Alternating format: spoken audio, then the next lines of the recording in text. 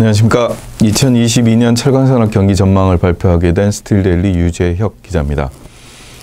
오늘 발표할 내용은 일단 이제 2022년 거시경제나 수요산업 전망을 좀 살펴보고요. 이에 따른 이제 품목별, 주요 품목별 철강산업 경기에 대해서 살펴보는 시간을 갖도록 하겠습니다. 먼저 이제 주요 기관별로 올해 이제 발표된 경제 전망 자료를 살펴보면요. 2021년의 경우에는 국내 경제 성장률이 4% 내외 수준을 기록할 걸로 내다봤습니다.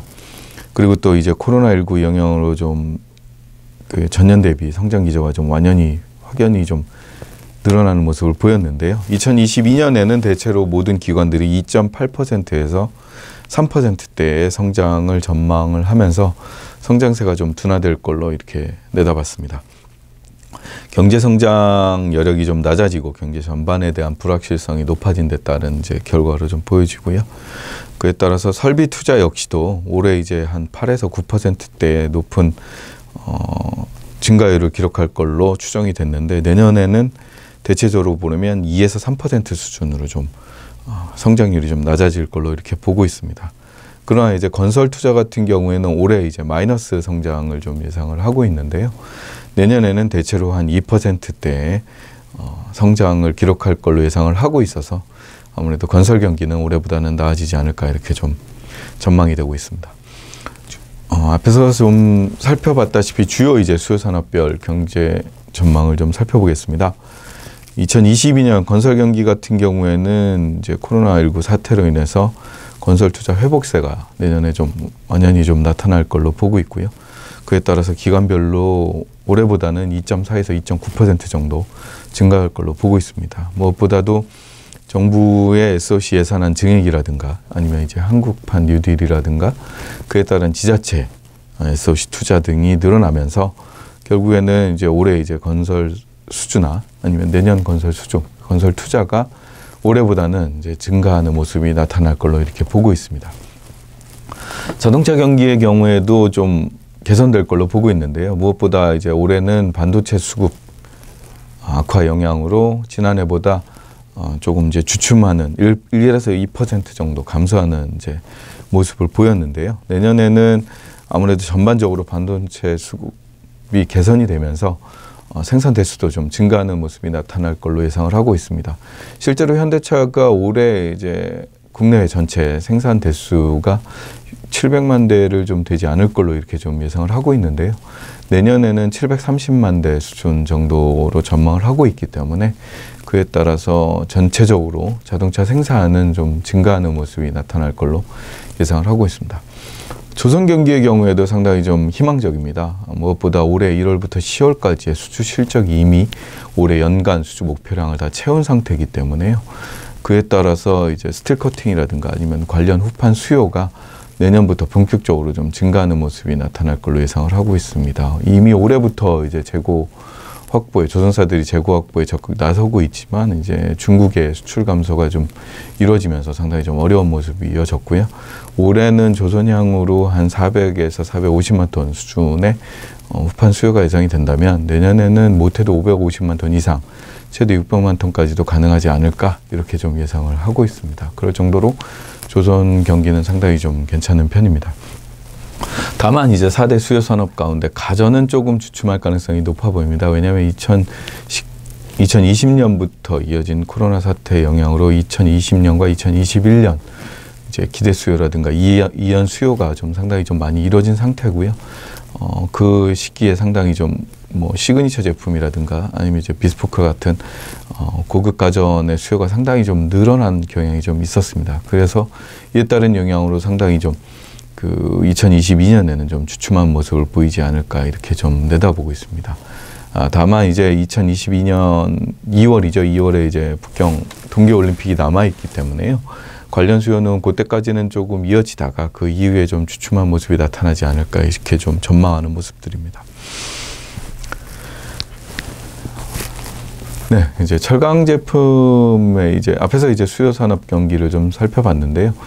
철강 경기도 상당히 좀 이 수요 산업 경기하고 궤를 같이 한다고 보여집니다. 일단 2020년에 코로나19 영향 상당히 좀 주춤해졌었는데요. 그때 당시에도 중국의 철강 완제품 수요는 상당히 좀 증가하는 모습을 보였습니다. 그리고 2021년에는 그나마 좀 그 탄소 중립이라든가 아니면 그에 따른 감산, 그리고 또 중국의 자체적인 전력 수급 부담 등의 영향으로 철강 생산이 좀 주춤하는 모습을 보였고요. 이와는 대조적으로 나머지 이제 철강 대국이죠. 인도, 미국, 일본, 우리나라의 경우에는 상당히 좀 완제품 수요가 크게 급증하는 모습을 보였습니다. 그러나 2022년에는 이 같은 이제 급증 추세는 상당히 좀 완화되는 모습을 보일 걸로 예상을 하고 있고요. 다만 이제 인도나 미국 이런 쪽은 상당히 좀 여전히 공급에 대한 부담이 커지면서 수요도 늘어나는 모습을 보일 걸로 예상을 하고 있는 반면에 우리나라하고 일본은 1~2%대 상당히 좀 낮아지는 모습을 낮아지는 증가를 보일 걸로 이렇게 좀 전망을 하고 있습니다. 좀 우리나라 이제 철강 경기에 대해서 좀 살펴볼 텐데요. 일단은 이제 열연 먼저 살펴보겠습니다.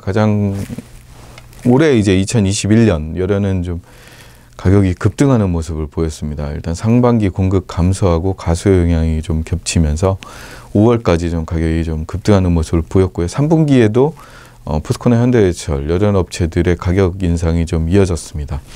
이에 따라서 이제 유통 가격도 3분기까지 계속 급등하다가 그 이후에는 좀 현재까지는 좀 이제 약보합 기저가 나타나고 있고요.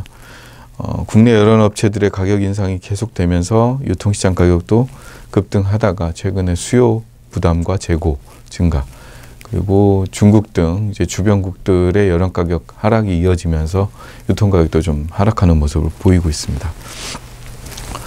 또 올해 이제 가장 큰 변수는 철광석이나 이제 유연탄 가격의 급등이었고요. 이에 따른 중국의 수출 가격 급등과 생산 감소, 그리고 이어진 이제 가격 하락까지 상당히 좀 롤러코스터를 탄 한 해였다라고 평가할 수 있습니다. 그럼 2022년에는 좀 어떤 모습을 보일 것 같은가? 살펴보면 전반적으로 수요 산업 경기가 상당히 좀 증가폭이 둔화되기 때문에요. 열연의 수요도 좀 주춤해질 가능성은 있습니다. 하지만 이제 올해보다는 좀 증가할 걸로 예상을 하고 있고요. 2~3%대. 왜냐하면 건설 경기라든가 자동차, 그리고 조선 쪽 산업의 성장이 계속 예상이 되기 때문에 수요 자체는 늘어날 가능성이 높습니다. 그리고 공급 측면에서는 앞에서도 언급해 드렸다시피 중국의 감산이 좀 이어지고 수출이 좀 제한적인 모습을 보이면서 어려움이 좀 예상됩니다. 특히나 이제 상반기 중에는 포스코 광양 사고로의 개수가 있고요. 그리고 현대해철 같은 경우에도 현대자동차의 생산 대수 증가에 따른 자가 사용 비중 확대 등으로 인해서 열연 외판 비중이 줄어들 수 있기 때문에요. 공급 측면에서는 열연이 여전히 좀 어려움이 예상됩니다. 그래서 가격은 철광석이나 이제 유연탄 등 이제 원재료 가격 하락에 따라서 조정이 좀 이루어질 수밖에 없고요. 중국의 가격 하락도 그 가격에 영향을 미치게 될 걸로 예상이 되지만 공급 측면에서 가격의 급락을 제한하는 그런 이제 모습이 나타나면서 상당히 좀 제한적인 가격 하락 흐름을 보이지 않을까 이렇게 좀 예상을 하고 있습니다. 냉연 도금제도 열연과는 크게 별반 다르지 않은 시장 흐름을 올해 좀 보였습니다. 마찬가지로 전방 산업인 자동차나 가전의 수요 호조가 이어지면서 가수요가 좀 이어졌고요. 가수요가 가격 상승과 공급 부족이 이어지면서 가수요로 연결이 됐고 가격이 다시 급등하는 그런 이제 현상이 좀 이어졌습니다. 열연 가격 상승은 당연히 이제 냉연 도금제 가격 상승으로 좀 이어졌고요.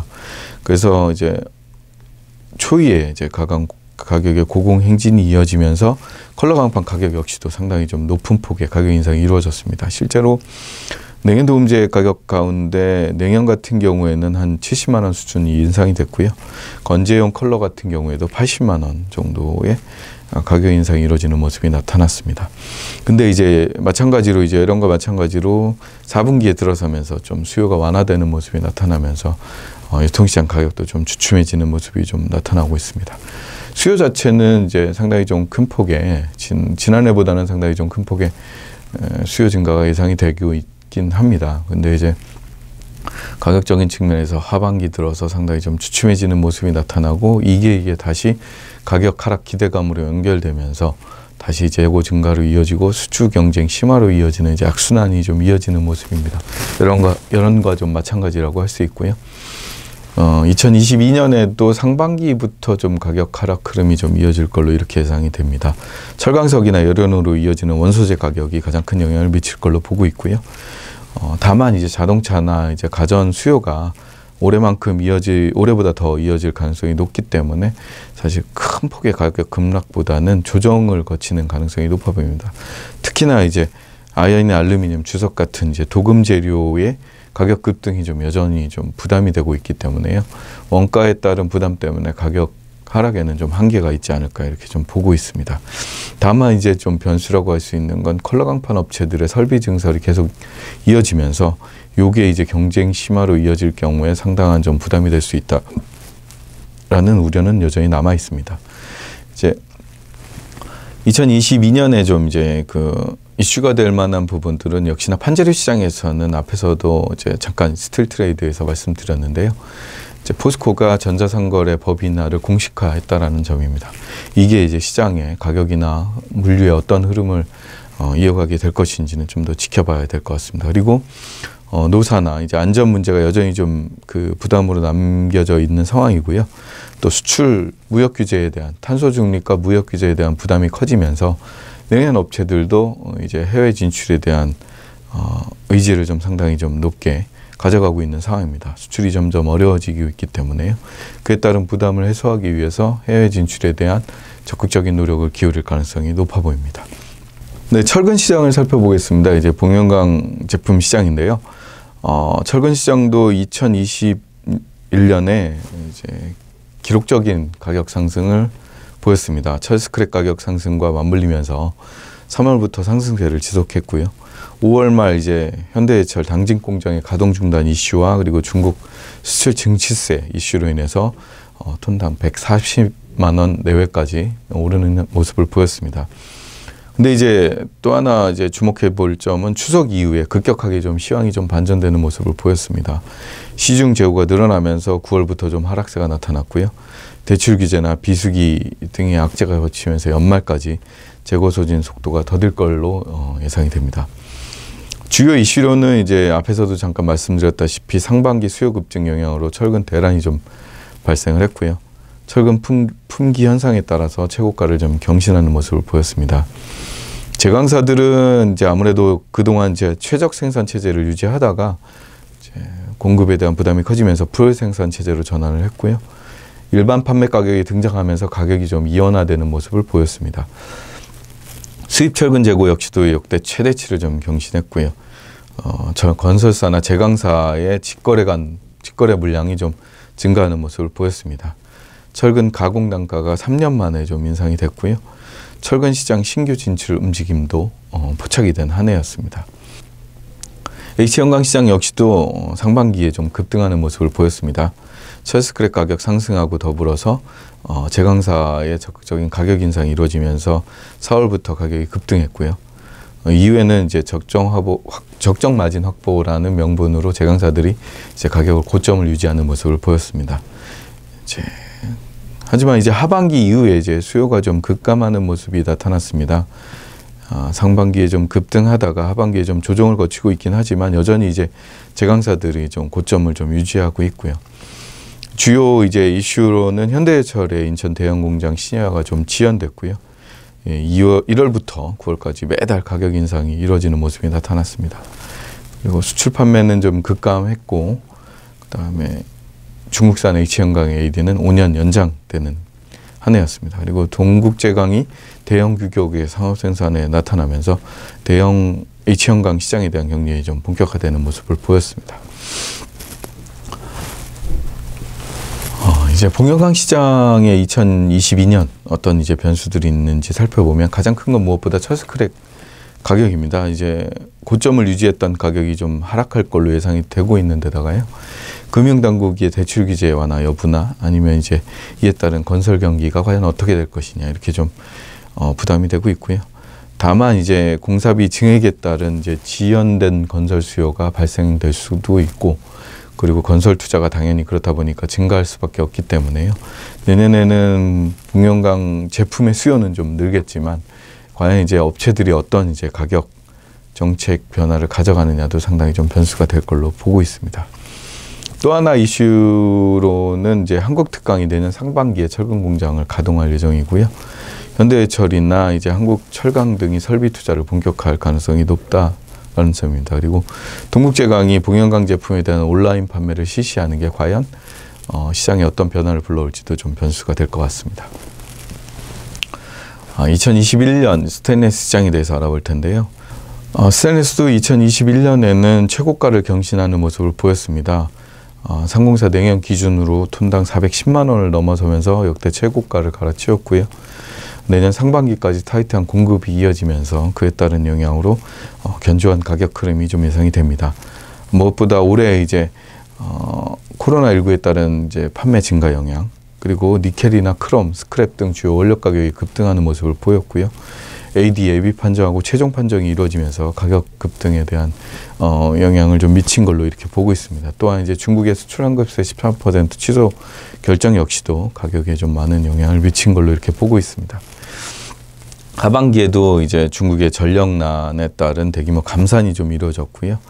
그리고 AD 판정 후에 수입제가 급감하면서 이런 이제 그 가격 강세 현상이 하반기까지 이어지는 모습을 보였습니다. 2022년에는 이제 마찬가지로 스테인리스 시장 역시 니켈, 크롬이나 원료 가격 변동성이 상당히 좀 큰 변수로 작용할 걸로 예상이 됩니다. 못지않게 원달러 환율도 적지 않은 우려가 좀 예상이 되는데요. 중국 정부의 정책 변화라든가 아니면 이제 내수 가격이 과연 어떤 흐름을 보일 것이냐가 가격이나 수요에 가장 큰 영향을 미치게 될 걸로 보입니다. 또 하나는 AD 3국이죠. 이외에 이제 베트남이나 이런 이제 AD에서 제외된 국가들의 수입이 과연 어떻게 될 것인가도 가격에 큰 영향을 미칠 걸로 예상을 하고 있습니다.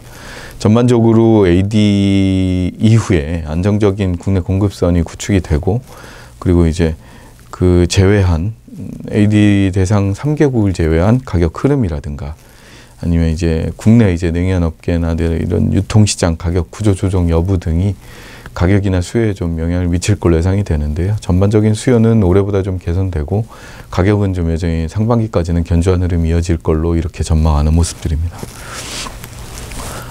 이제 전반적으로 철강 품목별로 좀 살펴봤는데요. 전반적으로 철강 경기에 대해서 내년 경기를 좀 전망하자면 무엇보다도 이런 이제 그 중국의 변수를 생각하지 않을 수가 없는 상황입니다. 여전히 이제 글로벌 경기 둔화라든가 코로나19에 따른 이제 봉쇄 조치 등에 대한 부담이 좀 남아있기 때문에 그에 따른 경기에 대한 부담은 내년도에도 이어질 가능성이 높아 보이고요. 그와 함께 중국의 수급 악화, 그리고 그에 따른 이제 공급 변수가 과연 중국이 감산을 지속하면서 언제까지 국내 시장에만 이제 공급을 할 것이냐, 수출로 이게 물량이 풀릴 경우에 과연 대응할 수 있을 것이냐에 대한 그 부담을 여전히 좀 불안감을 여전히 안고 있는 한 해가 될 걸로 우려가 되고 있습니다. 그리고 또 일본이나 이제 동남아 국가들의 이런 이제 중국이 수출을 제한할 경우에 일본이나 동남아 국가들이 과연 수출 정책을 어떻게 할 것이냐도 국내 철강 경기나 수요에 적지 않은 영향을 미칠 걸로 예상이 되고 있습니다. 일단 이제 전체적으로 수요 산업 경기는 이제 가전을 제외하면 성장 속도가 좀 줄어들긴 하겠지만, 제한적이긴 하겠지만 증가하는 모습이 이어질 걸로 예상이 되고 있기 때문에요. 철강 수요 역시도 올해보다는 2에서 3% 수준의 증가가 예상이 됩니다. 작년보다는 성장세는 둔화되지만 증가는 이어질 걸로 예상이 되고 있는 가운데 이제 수출이 줄어들면서 내수는 호조세가 좀 이어질 걸로 예상이 되고 있습니다. 가격적인 측면에서는 원자재인 철강석이나 열연 가격이 하락하면서 전반적으로 철강 제품 가격 역시 좀 하락하는 모습이 나타날 걸로 예상이 되고 있고요. 그다음에 이렇다 보니까 하공정 제품 측면에서는 수익성에 대한 부담이 커질 우려가 좀 높아 보입니다. 아시다시피 국내 이제 수요 구조상 철강 대기업과 그다음에 중소 유통 가공 업체, 그리고 다시 이제 대형 수요처로 이어지는 흐름이 대부분인 상황이기 때문에요. 이 상황에서 중소 유통이나 가공 업체들의 수익성이나 아니면 수주 경쟁 심화에 따른 가격 하락, 이에 따른 이제 부담은 이제 내년에 더 본격화될 가능성이 높아 보입니다. 통상적으로 가격 상승 시기보단 하락 시기에 더 이제 그 부도라든가 아니면은 그 자금 흐름에 대한 부담이 커지는 경우가 많기 때문에요. 내년에는 이제 수요는 올해보다 나아질 수 있겠지만 전반적으로 경영에 있어서는 상당히 좀 주의를 기울이는 한 해가 돼야 되지 않을까 이렇게 전망할 수 있을 것 같습니다. 네, 긴 시간 들어주셔서 감사합니다.